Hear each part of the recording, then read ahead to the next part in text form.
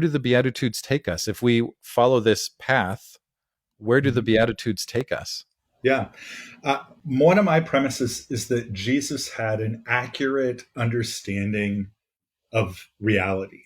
The language he often used was the kingdom of God. And I think almost every place where Jesus says the kingdom of God, you could insert reality is this.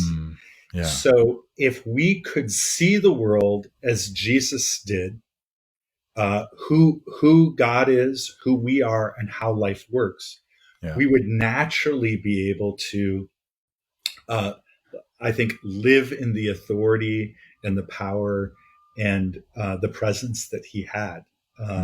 And so he can, throughout the Sermon on the Mount, continually said, "You've heard that it was said, but I tell you." So he's trying to invite us to rethink our thinking or reimagine our assumptions about life. And so I think that there's some interesting kind of ahas that potentially open up for us when we look at those themes of the Beatitudes.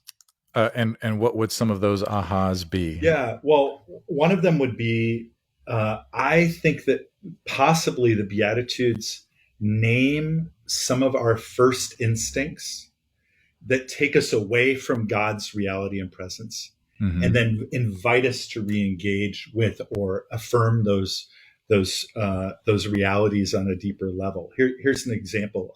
Example of first instinct. Most of us know about the fight or flight response. That when we encounter stressful new situations, our tendency is to feel anxious.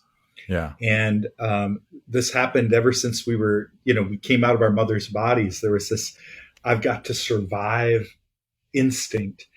And if we don't learn to see our situation from a broader perspective, that leads to toxic anxiety and a heightened state that's damaging to our minds and bodies.